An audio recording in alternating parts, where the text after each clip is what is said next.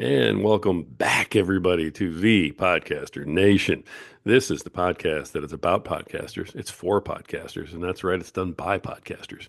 And I'm sure you haven't figured this out yet because you're probably new to the program, but our guest today is a podcaster. Yeah, that's right, on Podcaster Nation. Folks, this is the place where we all come together. This is the place where the whole is greater than the sum of the parts. We work together, we promote each other, and we're all here for the benefit of everybody. This is the place where the rising tide raises all ships. So thank you for joining us today. Before I get rolling, I want to make sure that I thank everybody. Folks, you guys are doing a magnificent job of sharing our podcast, of leaving comments, of sending direct messages to me and to our guests. It's fantastic. Thank you for the support. We could not be anywhere that we are without you. And this is for you. So I appreciate the fact that you guys enjoy it. Now, moving on, because I've got an incredible guest today. I've been excited about this because this particular guest has taken what I give as advice every day and taken it to an extreme that is so cool. I'm always telling everybody, don't be Joe Rogan. Don't try to be, I cover everybody and everything. Find what you're good at, find what you're passionate about, and dig in and dig deep and go for it. This lady has done that, and I just absolutely love it. So please welcome to the podcast the author of I Love My Job, but It's Killing Me, the author of the book that's coming out in October, which we'll probably talk about again. The whoops, and I wrote my own handwriting wrong. So see, mistakes happen. Okay, we're going to get that book as soon as you start talking. But there's another book coming out in October, and I wrote it so poorly this morning that I can't read my own handwriting. The podcast that she has is the Band Director Boot Camp Podcast, which is awesome. She works with band directors. It's fantastic. And please welcome to the show, Lesley Moffat. How you doing?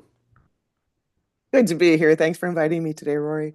Oh, I was sitting there. We were talking earlier about how I just go straight through, mistakes happen, and now I can't read my own handwriting. Tell everybody what the book is coming out in October. It's called The Balanced Band Director, and it's Balanced. productivity and wellness tips for busy band directors, just like my podcast. It sort of brings all that into together. Beautiful. I don't know why I couldn't read the word balanced. I just wrote it like some sort of Neanderthal over here. We're doing this on a Saturday morning, and I've done 3 interviews already today, and it's like there's not enough coffee in the world to keep my mind straight. So bear with me today. It's going to be a good deal. Lesley, you work with band directors. Your podcast is about band directors. Your training, your books are about band directors. I mean, this is niche from any viewpoint. How, tell me about you. Who are you? How do you get into this? Let everybody know who is Lesley. Here's a surprise. I'm a band director. I'm also the daughter of a band director, and my grandmother was an orchestra teacher. So I come from a long lineage of music educators. My parents met in their college marching band. I met my husband in a band. So music has been just that's my life. I grew up in a small town where my dad was the high school band director. So everything our family did was with the high school band. We went to the basketball games or the concerts and did the fundraising events. And I loved it. I loved growing up in that atmosphere. Those band kids became my babysitters. And then um, it built such an amazing community that I knew from the time I was little that I was going to be a band director too.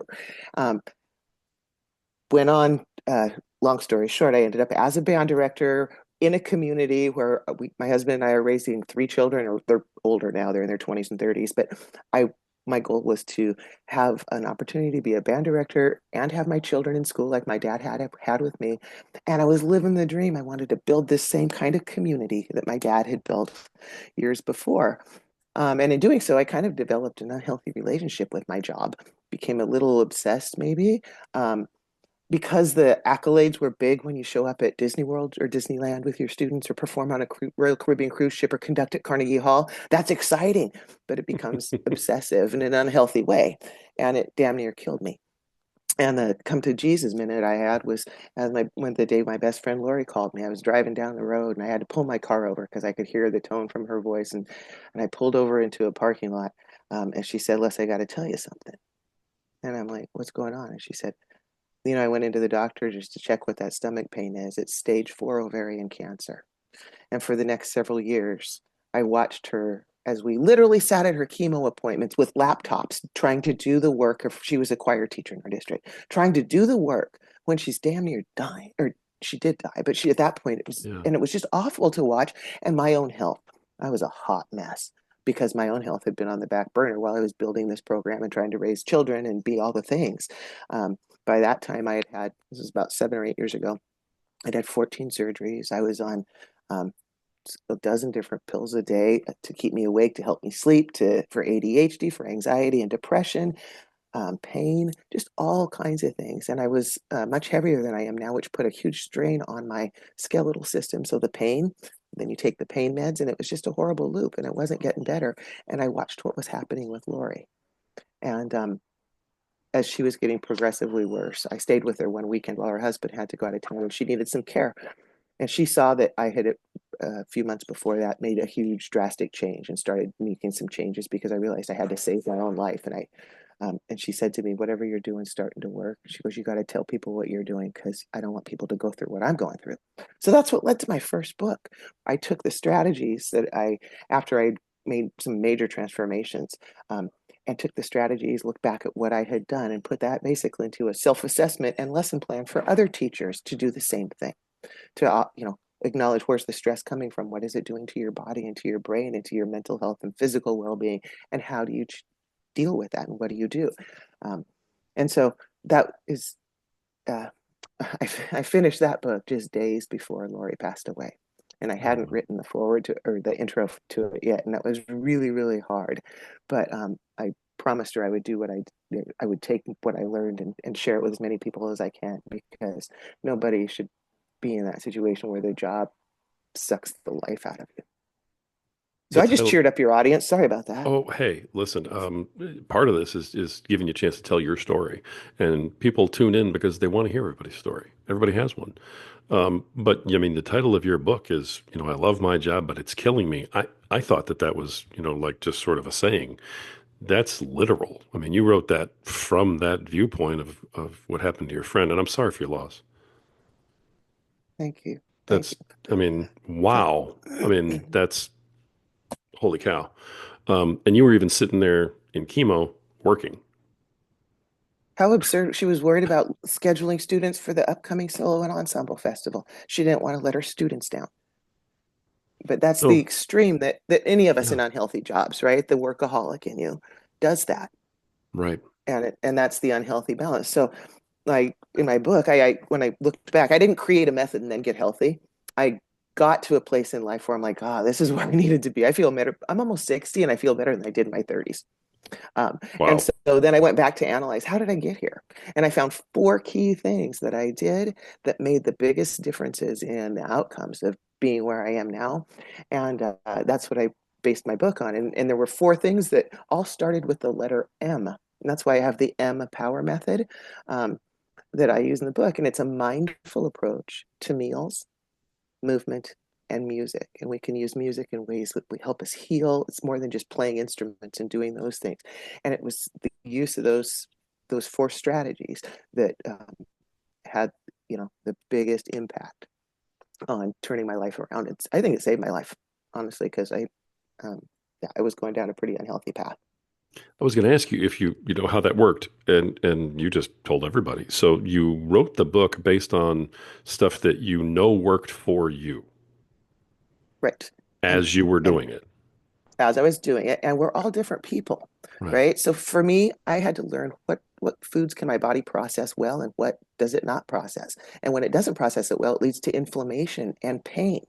And it's impossible to lose weight when you're eating certain foods because the inflammation. I mean, but I had to learn what works in my body, and it's different than what works in somebody else's. So Yeah. mine's not, here's what I did, now you do it. But as a teacher, you have to learn to adapt things to each student and what they need. And so this does this for teachers.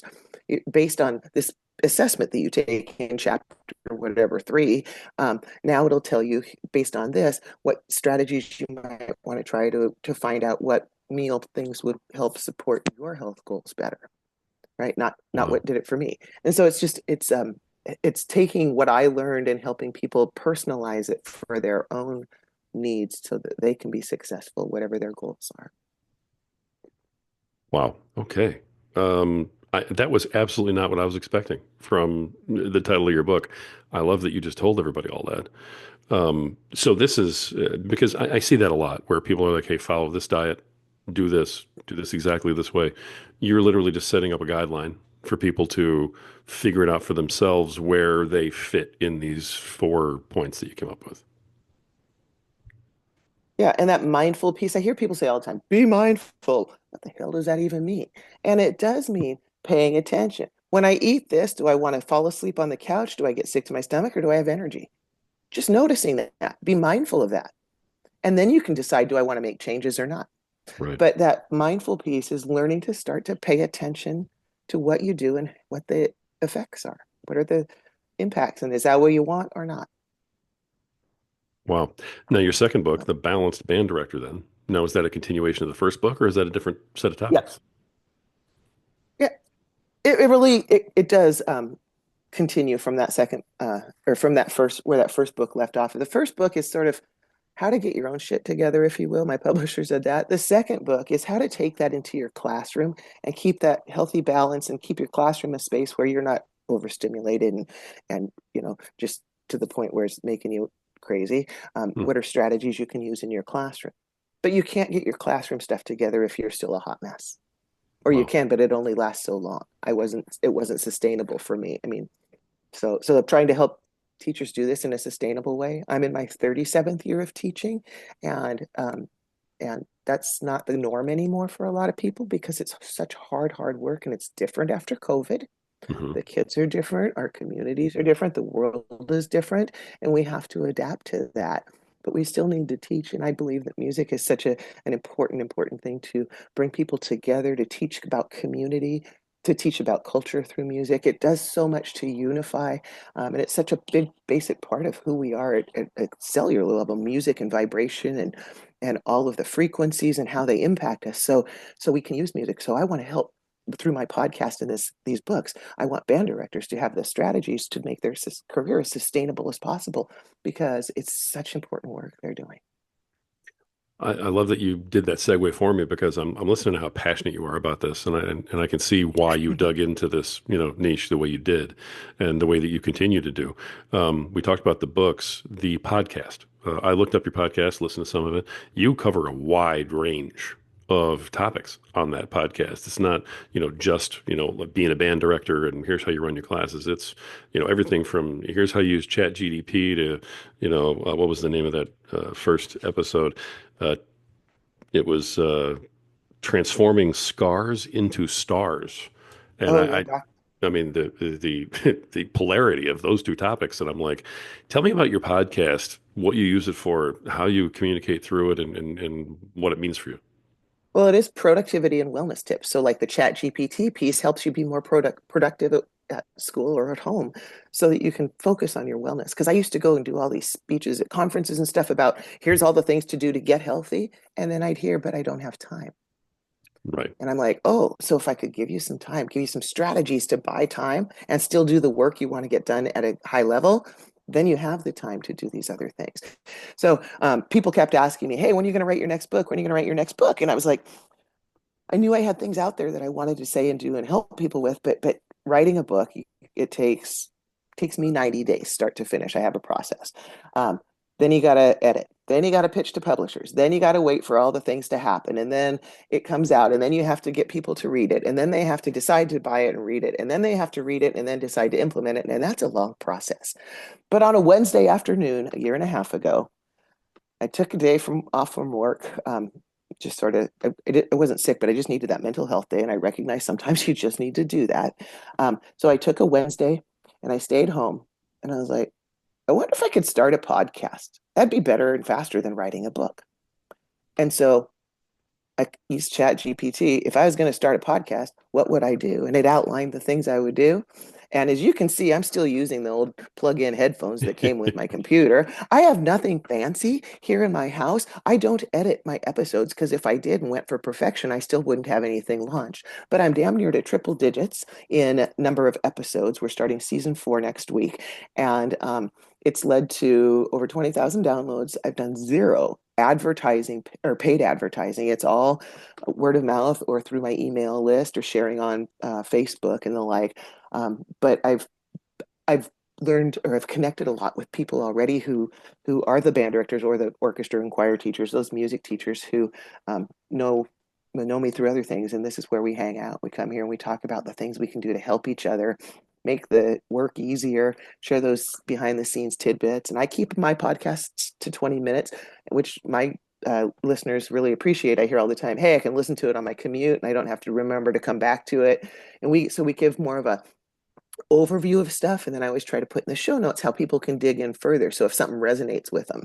So that's the format that really seems to work best with the people that come to my podcast. So I'm just making this up as I go, honestly, and it's fun. It's like the bet you meet the coolest people, and I have learned so much that I would have had to pay a boatload of money to hire coaches to teach me. But you have a podcast and people come and teach your audience and then teach you, and you make really awesome connections. And then I show up at, like, I went to Midwest. It's the nerdiest thing ever. It's like tens of thousands of band directors from all over come to this event in Chicago, and I got to present at it this year. But what was cool was walking down the streets of Chicago, this guy what comes up to me goes, excuse me, are you Lesley Moffat? And of course, you don't know if you want to answer that on the streets of Chicago by your, like, and I go, yeah. And he says, oh, I'm listening to your podcast right now. And he shows me his phone. He goes, I'm on episode 5. I'm binge listening.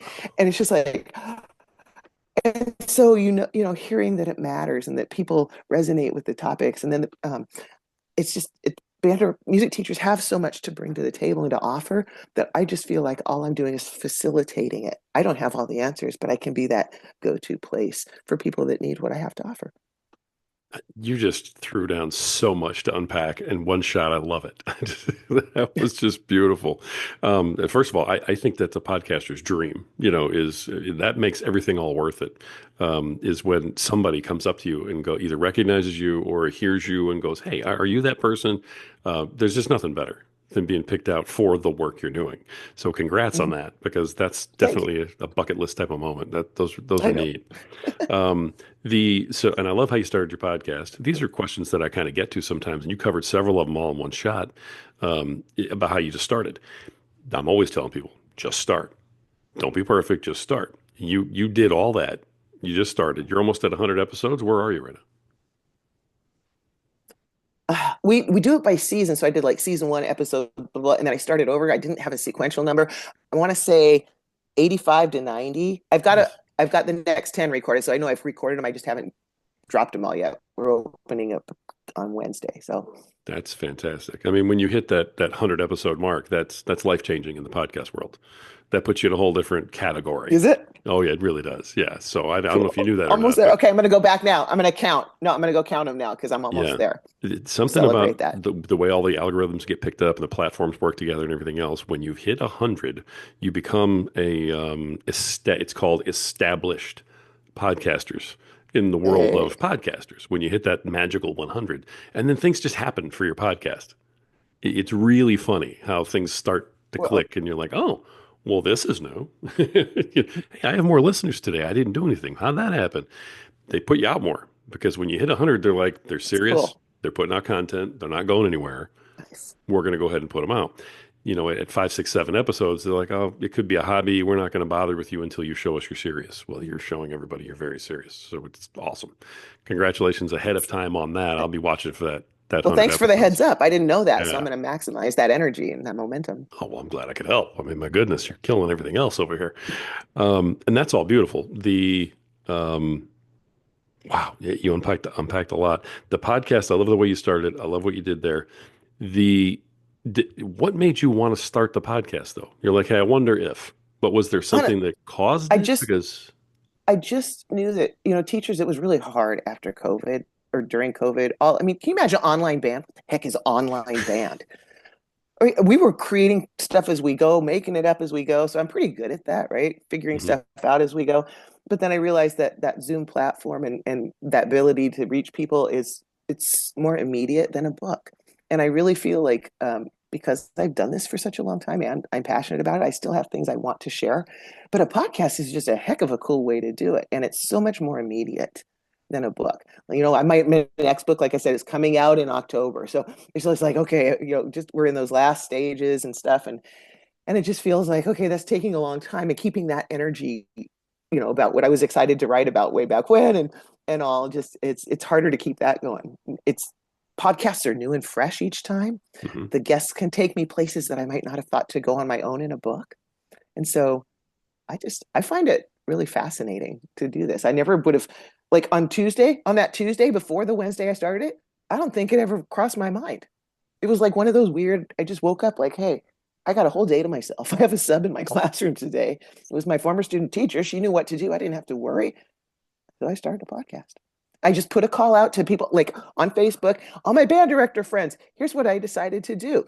Can you help me? And I put a link to my calendar for scheduling, and I had a little form they filled out to so that when I got on the call, I could say what we're going to talk about within the productivity or wellness piece of being a band director. Hmm. So that it was, and I just that's how I did it. It just kind of flowed. And then the way I got my first sponsor was just recently thinking about, putting an awful lot of work in this. It's benefiting a lot of people. When I go to these conferences, I'll be washing my hands in the bathroom and somebody comes up to talk about some episode they heard that really mattered to them. And so I was like, I could make money doing this. Maybe I need to because I want to give it more time and energy because it's really working. And so if can make money at this, I don't have to make money elsewhere to take my time and energy away from this. So I thought, well, who else has band directors as someone who is part of their bread and butter for their business? Well, the music store people. And I grew up in a small town, Edmonds, Washington, on the water here, and my dad, and who was the band director I told you about earlier, if you're Right. keeping Yeah. track here, and the local music store owner, Mr. Kennelly, Roy Kennelly, had the music store in our town, and they did all the business together. He helped the band out, and they had a great partnership. And uh, Bill Kennelly is about my age. He was the music store owner's son, and he's taken over the music store now. But he and I have known each other forever because our dads had known each other, and so and I've used his music store for my school stuff all the time. They come and pick up my instruments, they repair them, they all the things I need. They're still the local music store because I'm back in the same area where I grew up. So I reached out to him and I say, hey, Bill, I love what you've done in our communities. Your support for my programs has been phenomenal. I know what you do. Here's what my audience is. I would like to offer some opportunities for sponsorship. And I literally had Chat GPT help me write the thing. And it had a platinum sponsorship, gold, silver, and it identified what they were. No prices, didn't put any prices on it. I said, if you're interested, let me know. And he emails back like right away. He says, I'm in for the platinum. When do we talk? Got him on a call, took care of it, and he's like, okay, how do I pay you? He literally asked, how do I pay you? And it was just it was perfect because and it felt good. I didn't feel slimy and salesy. I just don't want to be that person who's that. And this felt authentic. And so he's excited about it now. I'm excited. Now I've reached out to a music distributor because music educators are their bread and butter. And I did a book signing last week at a conference at their booth because they carry one of my books. And so I thought, hey, now I know somebody. And I asked the gal that was at the book signing, could you introduce me to your marketing person? Guess what? The marketing person and I now have things set up. Oh, Yeah. So ah, I love all of this. I mean, I'm just letting you talk and I'm just smiling over I am here because I am rambling. yeah, you know what? Excuse me, it's choking on my teeth. Ramble, stop choking. Hold on, breathe. Everything's okay. My IU mug. It's not a girl. All right, I got my IU bug right here with you. All right. Love all of that. But the bottom line is that, you provide value to these folks. They're getting their name in front of people that it matters to. So you're not just going out and asking for money. You're providing a service. And in exchange, they're providing you their value, which is the money. And when you can monetize your podcast to the point where you don't have to have the day job, then all of that time you spend in the day job can be put into the podcast, your writing, spreading your word, helping other people. It's how it's designed to work. So many people look at it like it's evil and they don't want to be that horrible sales guy. So, and you mentioned that too. I don't want to be that slimy sales guy, and I get it. I really do. I think I'm probably a slimy sales guy, but it's. I understand, your viewpoint, but how do you rectify not wanting to be, that person, but I also need to get some money in for my podcast? What's the thought process that goes through your head? In service, what's in service to the greater good is I felt really authentic to Bill because I felt like I, I am giving Bill value when Hmm. he can have his music store in front of the music teachers that listen to my podcast. I think if I was reaching out to Les Schwab tires, I'd feel really weird because really is that going to bring value to them? And then I'd feel like I'm in it for the wrong reasons. I sat down before I reached out to him to really outline what would be the benefits. Why should he do this? So that in my own head I understood that. So for me that was really important. Maybe I'll get braver later and reach out to bigger audiences, but and my goal might be to get 5 no's. So reaching out to stretch it a little bit. So somebody says no, okay, maybe that's not the right path. So it'll help direct me. To the right niche. And what I learned when I wrote my first book is that you mentioned niches and how really specific mine is. And I hired someone to help me learn how to write a book in a productive amount of time because I couldn't narrow down exactly what I wanted to do. And I wanted to save the world with all of the things and talk to all of the readers out there and all of the teachers and all of the firefighters and everybody because I could help them all. She said, stop, stop, stop. You're going to write to one person. You're going to solve one person's problem. Yep. And in doing so, you're going to help so many more people. And I didn't believe her. And it was so hard to really narrow down. And what I was doing, I found, is writing to a previous version of myself, a younger version of me. I wrote the book that I needed then. Hmm. I don't know why I started telling you this story. I was going to go somewhere really profound. It's What were we okay. talking This about? is great. Brain This is fart. great. No, At I least one love person. this. That's exactly how you should Oh, be doing your podcast too, right? so, Is you're talking to yeah. one person. Yeah, oh yeah, yeah, and that's been really helpful. Even in the some of the advanced praise for my first book, somebody's a 911 operator said I really resonate with being super busy, blah, blah. But I didn't try to write it for her. I wrote it through the lens that I understood Hmm. to a person I was trying to desperately help. And with that, and by being that specific, it helps the people it needs to. And it's not going to help everybody. So who am I to think I can help the whole wide world? Good grief. Let's just do this one person at a time. The But we trick, can, when we yeah, monetize our podcast, we can reach more people who need what we have to offer. I And love we're that. being selfish if we don't maximize this resource that we're creating because we don't have the time or resource. When I start making enough off my sponsorships that I can do advertising, because I haven't even done advertising yet, what's that going to do? He provides that opportunity so I can get in front of others. So it's in service that I do it. And I think that's how I can keep from sales. Is it sales or service?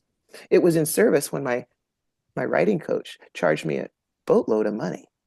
The minute I gave that credit card over for her services, I knew she was committed to me, and I was sure as hell committed to getting that book done because I wasn't going to waste that much money. Right. And so there's this energetic exchange, like I know I can do this now, and the like too. So if I'm asking or putting that money out there, once the music store guy and I exchange that money, I'm fully committed to giving him more than he expects, Right. so that he wants to do it again. You just have such a great grasp of this stuff, and I'm just sitting here beaming, loving every minute of it, hearing everything that you're saying, and you came up with so much of this just on your own, which is great. You've just got an innate understanding for how this stuff works. I think I'm Well, not real no, sure I where had that a came lot of from. help.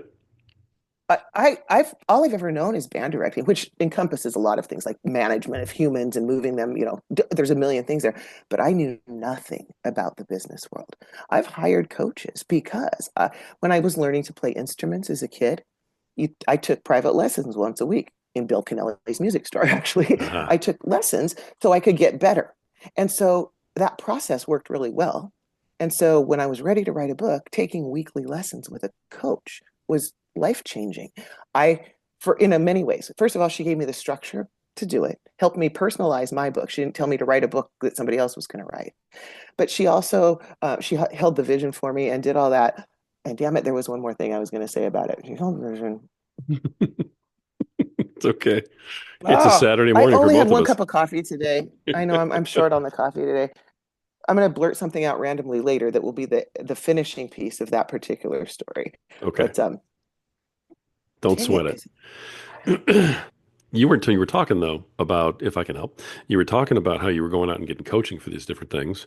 You got coaching for music lessons, you said. You also said oh that you yeah, got coaching for the yes. books. So I'll stop if you remember. Oh, well, the other piece of that, when Okay. having the coaching person there, is when I got stuck. I knew I would talk to her on Tuesday. So instead of spinning in my head and freaking out, I'd write down whatever I needed or I'd message her.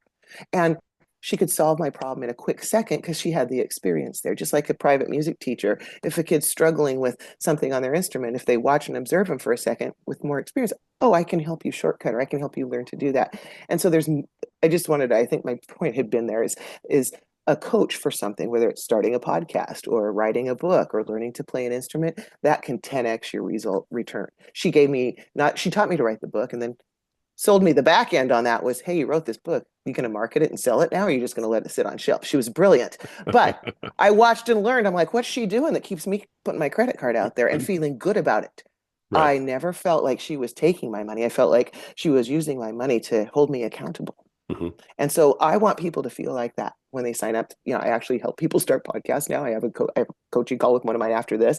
I help people do all these other things. And I want them to feel good and empowered when they do that, whether they're sponsoring the podcast, hiring me to coach them for music teacher stuff, or whatever it is. That to me is when you know you're going to both be successful. Because if it's a kind of like, yeah, if it's not a hell yes, then it's a no.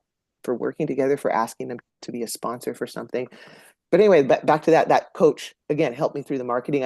I'm making it up as I go. I say a lot of the time, but I'm doing it based on what I observed and learned from her.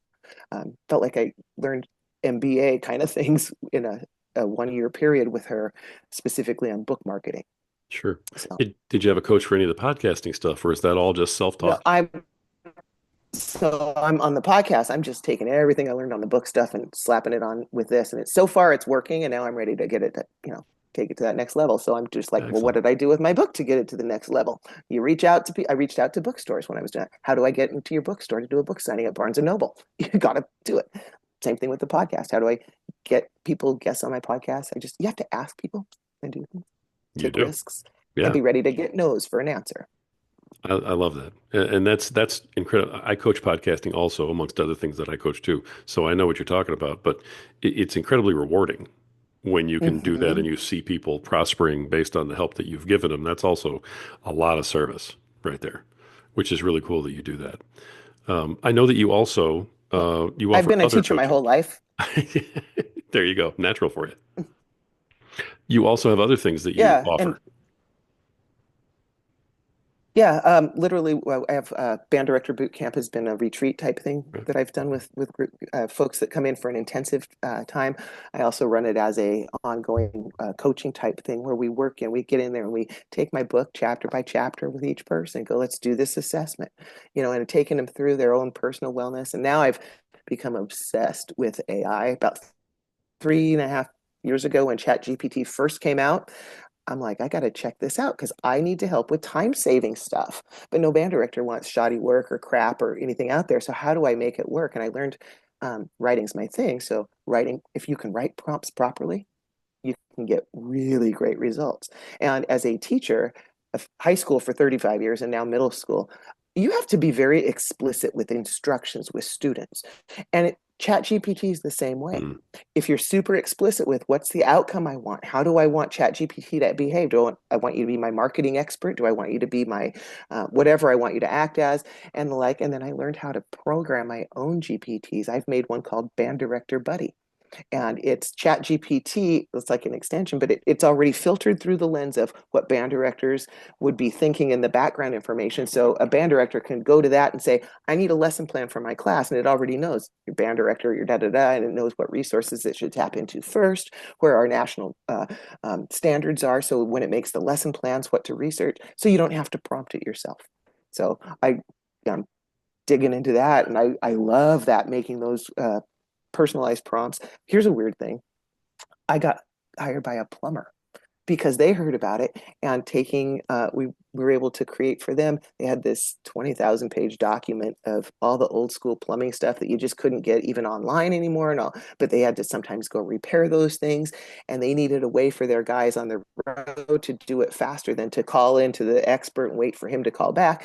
And so we customized a GPT for them with their PDF of all of that inside the GPT, so those guys could just use it immediately and the like. So I've been having a ball. I host sessions called Get Shit Done, and in 1 hour I can create your personal GPT. when I work with my podcast people, I have a GPT. Joey is one of my podcast people. We have Joey's GPT buddy for his podcast, and we put all of the things, who's his ideal listener, blah, blah, blah. We pre-programmed that. So as he's doing any marketing and stuff now, he's got a GPT or an AI tool that's custom for him. So that came out of nowhere. Never saw that one coming, but I have found that that's a big thing when I go speak about that. People's jaws drop and they are using that tool a ton. So I offer memberships for that where they can get a subscribe to it for a pretty low monthly fee, and have access to that. And it does stuff for band directors. You can get stuff that would have taken me like 12 hours to do a retreat planning thing for my 3-day retreat, for example. If I prompt chat GPT properly, it's done in a matter of minutes. But then I've got that prompt and I can give it to other people and they just change the details, like their school or how many days they're going to be, and it'll redo it for them. So it's That's powerful. I get awesome. super nerdy out. I love hearing this. I mean, Lesley, you were on fire. I mean, on top of everything Oh, else you're thanks. doing over here, you're public speaking also. Well, you know why? I took public speaking classes, and here's an embarrassing story, but let me tell people now because I brought it up. Okay. So my first book launch, I was so excited. We went to Washington, D.C., and it was called the Author's Castle. Beautiful, huge place on the Potomac River. And we got there in a limo, and it was a red carpet event. And they had, thank God, a pre-red carpet little blurb to kind of practice the speaking. And they take that microphone, and Amari is the interview guy on that particular part. And he asked me the first something about thing, and he goes, "Tell us about your book. What's it called?" Puts the mic in front of me, and I was like, I couldn't remember the damn title of my You book. And I thought, froze? I can't do that again. I mean, I speak in front of people all the time at school as a teacher, in front of crowds Yeah. conducting, and I just froze in that moment. And I'm like, I can't do that again because now it's up to me to publicize. Well, but so I was a little nervous when I got on the real red carpet. I did remember the name of my book because they actually handed me a copy of it to hold so I could just look at it. But I took public speaking. I hired a coach to help me make sure that There when you I go. speak, I can be clear about what's my outcome, what am I trying to tell, so I don't wander off and have those moments of just no purpose. I try to, yeah, it was a big effort. And again, I come back to coaching, hiring somebody to help me figure it out so that when I go out and do things, I was more prepared. Awesome. Awesome. And so now where do you public speak? I mean, I assume it's Oh, still within your well, I just, niche.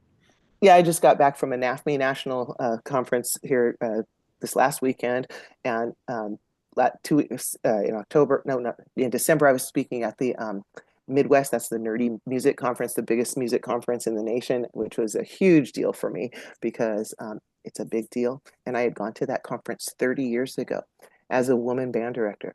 And women didn't really teach band back then, and it was the cold shoulder. Oh, I did not wow. go back to that conference for 30 years because I felt so undervalued, so like I didn't belong. And so that kind of it inspired me too. At that point, I was kind of pissed because I was there with one child, a toddler on my hip, and a baby in the stroller, and all these other men that were high school band directors, and they just didn't take me seriously. So fast forward to now, where I'm a whole lot more confident. And so I thought I'm going to apply to go to that this year. It's a big deal. You have to get people to write references. I mean, it's like huge.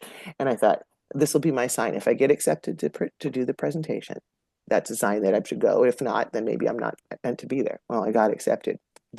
And I went back, and it felt like such a victory to go in there, and to walk into that space. And first of all, not feel so intimidated because it's the band director world has changed, and I got to hand it to him. So that was great. But then I was in this gigantic room. I went to the room, and I was like, oh my God, no way. And nobody was in there, said my husband and I were, and the people there, we were setting everything up, and they opened the doors, and that room filled. It was standing room only. People were on the floor, hundreds and hundreds and hundreds of people. And so it was like, this is what I've worked for. So I've going to conferences is a lot of these different ones. And Midwest was a big one for me, and a big victory. And so I've got, and I was excited because I shared Chat GPT, and then people got excited about that. And I can see that it makes a difference for people. So I love going to all the conferences, traveling to them, and just getting to know other music teachers through this process. That's a wonderful story. I love the fact that you basically busted through the glass ceiling and got to, be the speaker at the conference where you felt bad before. I'm similar in age to you, and so we both understand that the glass ceiling for women, especially way back when, was a real thing. And what you're talking about right now, some younger folks hear that and they're like, "Oh, that's not the way it is." It really was the way it was, years ago. So I understand what you're talking about having to break through that. We didn't we didn't have podcasts or anything, so I was felt really Wow. isolated. For me to, yeah, even before cell phones, I taught long before there were cell phones, so it was isolating. Younger teachers now, they can connect online. I coach younger teachers from all over the country online, but I didn't have access to that as a young teacher because it was the olden days. Right. The phone was connected to the wall with a little cord. The It dialed a dial. number, and that's all you did. Yes. Yeah. So yeah, it was a different world back then. But now we can help people connect, and we don't have those teachers don't have to feel isolated, even if they're out in podunk rural areas. They can still have people mentor them and see what's going on and share ideas and share their wisdom too, Yeah. because they bring a lot to the table. So this allows all of us to help each other. Yeah. And I love your the rising tide lifts all ships. That's the mindset and mentality I want to be in, with all my fellow music teachers. We're not competing. I don't want their job. They don't want my job, but how can we help each other? Exactly. That's how I treat all my podcasters. I mean, you know Mhm. what? There's room for everybody. There's millions of podcasts out there, but honestly, it's such a huge ocean. And I don't view anybody as competition. I view everybody as like a partner in this thing. And I love your whole approach on everything that Thank you're you. doing. It's fantastic. I am curious, if you don't mind a question in the middle of all this. Okay. You mentioned that you don't buy ads to promote your stuff and so on and so forth. And I do recommend against that also usually. But how do you go about promoting all of these different vectors that you have going on? I mean, from the public speaking to the chat GDP to the website and the book, and how do you promote all that stuff? Um, I built through my first book, especially, my coach taught me how to build an email list. And so I built Nice. up a 5-figure email list. And so I keep them abreast of all the things I do. And the people that got on my email list, um, probably 75% or more are music teachers. And the majority of all of them are teachers of some sort.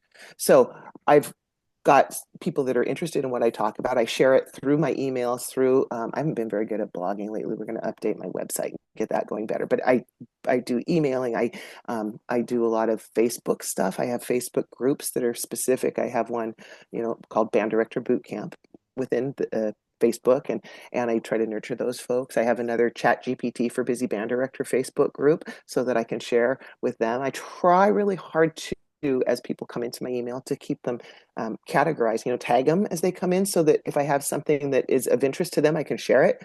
But I don't want to share Chat GPT stuff with people that haven't expressed an interest, maybe, or whatever. So trying to nurture that audience, I share far more free stuff, far more resources than I do things that are for sale. So that when I do things that, like selling a subscription to the custom Chat GPT for band directors, they've seen other things and how they work and the like. And then I know that I'm offering a service. And by charging a small fee each month, it reminds me to also go back and keep it updated and keep giving them more and more value. So nurturing that audience for the last several years has been important. We appreciate your answer. We've talked about monetizing a little bit, in the Mhm. pre-interview, and I did want to ask you some of it. You volunteered a ton of information on that, but I have just in listening to you today, I've learned so much about the various ways in which you're monetizing everything that you're doing, which is wonderful. Um, how are you still working a full-time job with all of these different levels of monetization you have going on? All right, so listen, I had a job that was killing me, and I became really mindful of how to do things more sustainably. I Okay. no longer teach high school band because that kept me out of the house and doing too many things, so I couldn't focus. So I moved to a middle school band. I don't have nighttime events. I mean, I have 3 or 4 concerts a year, but I don't have all the sporting events and trips and the like. So I have mindfully made a schedule and created a schedule that works great for me. I don't teach full time. I teach what's called 8/10, which is an 80% teaching contract. So I teach 4 classes a day back to back of middle school band with 173 preteens with instruments. I earn my money, but it's a very Wow. concentrated. It's like it's a lot in 4 hours, but because I don't have all the other time, and I'm pretty adept at planning for that class, so I can use classes. So I'm pretty zoned in about 6 hours a day on my work at my job, but I'm not obsessed with it outside of work anymore. I've freed that mental space, that time space, so that I can focus on the things that are important to me now. Back in the day, I loved doing all the other things. My own children were in the band, so it was a family events, right? Right. Yeah, for sure. But it's somebody else's turn to do that. In my phase of life, I was mindful that it's time for me to step into a different phase, but I still love teaching. I mean, I really do. It leads to amazing opportunities. I'm just going to brag because last month or last week at this time, I fulfilled a lifelong dream when I was in middle school or I was actually in high school at the time. 1982, I played in the All-State Honor Band, and it was life-changing. And I said, someday I'm going to conduct an honor band or an All-State Honor Band. And last week I did. It was the coolest thing ever. I waited 43 years to do it. I've done lots of other honor bands, but to get to do it at the state level was pretty exciting. So teaching middle school frees me up so I can be able to do more of that. And I've been able to do weekends here and there for other honor bands or, again, conferences and the like. And so balancing that, my balanced band director book, I balanced it by basically finding the job that works for me at this stage of my career so So, that I can do both of these so that soon I can transition out of working that teaching job altogether and the full-time piece can be this and I can travel. I'm saying no to too many people who are asking me to do things now because I'm still tethered to a school 180 days a year. So as I hit the retirement place, this has been I'm so glad I accidentally laid this foundation right. to be there. Because otherwise, who knows what kind of thing I do. I don't want to just stop working and not do anything. Well, maybe I do, but I'm not gonna, I really don't. After about 20 minutes, I'd be like, now what? I'll start another podcast. So I just, yeah. So these have given me ways to continue in my passion, and to teach because I think that's just in my blood. That's who I am when I something, but to teach different people, teach different things. I thought all I could do was teach music, but once I understand and learn something, I can help anybody do anything once I've grasped it. So it's just a whole new phase of life. And so that's right now I can still do both, but I'd like to eventually get to not walk away from teaching, but put those years, you know, uh, in my memory bank and try some new things and maybe travel some more and still do this because I can do this remotely, right? I can do podcast. I did a podcast interview last week from a state conference in a hotel room. Yeah. I can't teach high school band or middle school band from a No. hotel room. It doesn't work very well. That's a question I've been having the whole time I've been sitting here listening to you. Is that even if you are monetized to the point where you can walk away, can you imagine yourself completely cutting the cord and walking away at some point? Here's what will happen. Because I've made all these connections and I'm Yeah. doing all these things already as a guest conductor, as a clinician, that's going to become my new way of doing it. And so I get the best of both worlds. I get to do the teaching. I get to go in and work with groups or work with teachers, but I don't have to do all the other nonsense like take attendance every period, like write passes for kids, like fix their trumpet valve because it's sticking while I'm trying to teach other kids. I just get the good stuff. When I conducted All-State last weekend, I literally stepped on the podium, did all the fun stuff, and if something went wrong, somebody else handled it. So I'll still be doing that. I just will be doing the good stuff and not the part that's just ugh. That's beautiful. Okay. Great answer. Great answer. Oh my gosh. Wow. I mean, thank you for sharing all of that because I had no idea. I loved what you were doing with the podcast and you had written some books. I had no idea that it was like this just spectrum of things you were involved in. This has been so educational. I'm like, wow, you have it all going on. And you really are. You're on fire. I mean, I'm sitting here listening to you and I'm picking up all this. I'm ready to go start another thing myself at this point because you're just like, bang, bang, bang, bang, bang. And I'm about to go tell my wife, hey, you know what we were talking about yesterday? I'm starting it like right now. But Do it, so do your it. motivational is all get out. I always ask one corny question, so allow me if you would. It's kind of like Arnold Schwarzenegger always says, "I'll be back" in all of his movies. So I have to have this question in every one of my See, podcasts. a music teacher, but a music teacher says, "I'll be Bach." Get it, Bach. I know you know Boom, that's a boom. joke online. So, Oh, okay. All right. Okay. So here it is, real simple. And my goodness, you've probably answered this 16 different ways already, but If you want to restate, you can, but if you want to come up with something totally new, that's okay too. What is it about everything that you're doing right now that you love the most? And what is it about everything that you're doing right now that, and I don't want to say hate because you strike me as somebody who doesn't really hate anything you're doing, but that you dislike the most or that you could kind of live without? I love the surprises because I've never been outside the band world. Every time something happens, like the surprise of somebody saying, "Could you come and do a book signing for us? They want me," or the invitations I get, or the people I get to meet. I just didn't even think those things were on my radar. Or that thrill of somebody saying, "Just yes, how do I pay you for something like for the podcast thing?" Those surprises, how good it feels when somebody sends a note about how you've changed their life. So those kinds of things have surprised me, and that's to me fun because at my age, sometimes it can get you can get in drudgery. There's always surprises in a middle school band room, but they're not always fun ones. Yeah. So, surprise! I lost my tooth and there's blood in my clarinet. Great.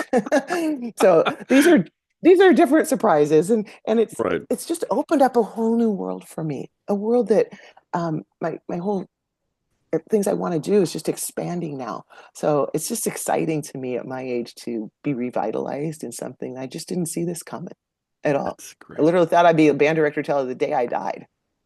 Like, what else would I do? And so for me, that's just exciting. Um, the things that my biggest challenge type thing has been learning, and it's made me a better teacher because the process of learning a CRM, which is the client relations management platform that I use to manage all of the email people, to making calendars, to manage everything I do behind the scenes.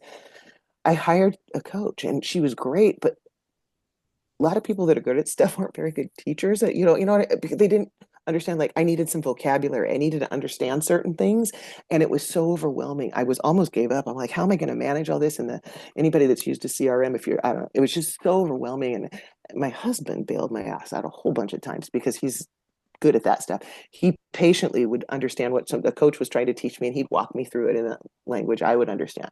I understand it now, and I now coach on the CRMs.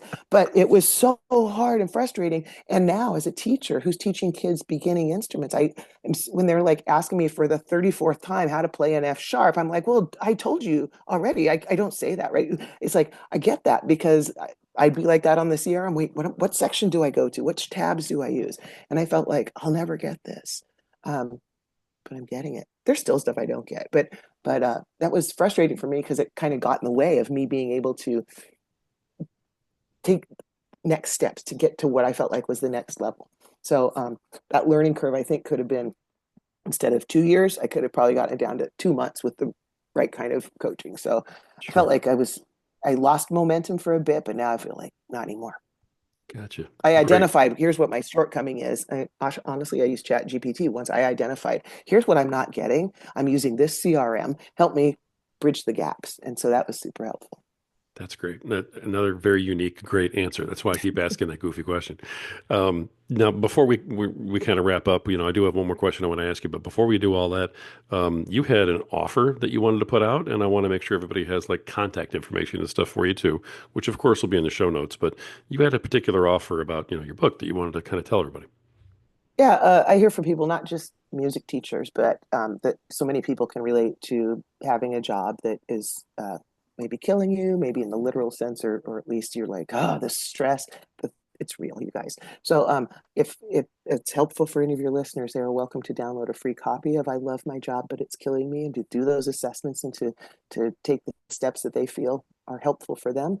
And we've got a I'll give you the link to put in the website or to put in your show notes because my husband changed the slug at the end. And I'm not sure which one I'm supposed to use. I could have been responsible and checked with that before we got on, but I was having him make me tea, so I forgot.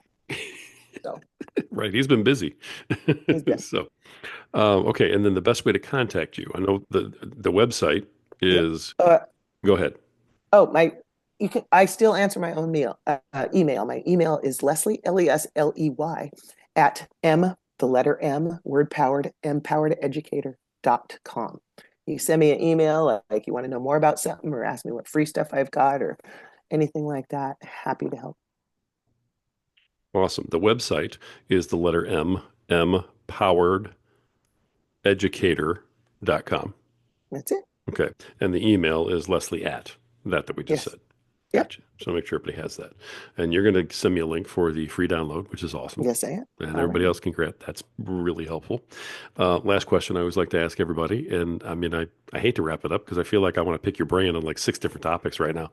But the last question I always ask everybody, and that is, what advice do you have for any podcaster that's out there that is not at the level that you're at in any of these vectors that you work in?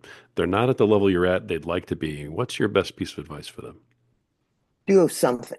Just do something. It's scary. I ask students to take pieces of metal or wood and put them in their faces and go on stage in front of people and play. It's scary, but we do it together. And so something like starting a podcast is scary because you're putting yourself out there. You're vulnerable. People won't like it, but people will also love it and resonate, and it will make a difference for people. But it doesn't do a damn bit of good if you're just holding it inside. I wanted to write a book over 30 years ago when I got out of college. I was like, there's a whole lot of things they didn't teach us. I wish that I knew. And I literally had made one copy of it and I spiral bound it at Kinko's in Bloomington, Indiana. I was going to write a book then and I didn't. And it took me a long time. But once I decided to just do it, it was 90 days from start to finish. And so I firmly believe just make a decision and do it. And if you wait, like you said, if you wait for perfect, nothing will happen. Yep. Embrace imperfection, make decisions. That's what holds people up is just that decision making. I make decisions and sometimes I make wrong decisions, but at least I make a decision. So make a decision, do it. And, you know, it's so worth it. It's so.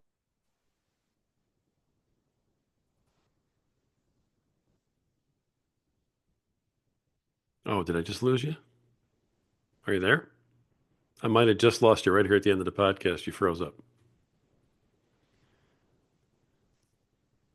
Folks, this is the awesome stuff that happens in live broadcasts. Oh, you're back. Oh, I was just like, oh, yes. Yeah. Okay. I lost you for a minute and I said, Oh, folks, this is what happens when you're doing things live. So, I mean, mistakes happen. So, yeah, you were just kind of closing out talking about you were in Bloomington and just do it. oh, yeah, you were out for a while. Yeah, just do something, do it wrong, and then do it better the next time. But Beautiful. if you don't do it, you're keeping it all inside. It's just not going to help anybody. Beautiful. Thank you for everything today. It was a pleasure to be here. Lesley, you're absolutely amazing. And I really appreciate you coming on and sharing everything you have with everybody.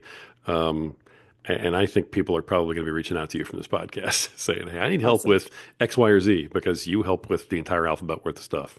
It's going to be great. So thank you for coming Thanks on. for the opportunity. All right. Folks, you've had another absolutely amazing episode of the Podcaster Nation with another absolutely amazing guest, Lesley Moffat. Folks, thank you for listening. This is the podcast that's done by podcasters. It's for podcasters and it's about podcasters. This is the place where the rising tide really and truly does raise all ships. So keep sailing.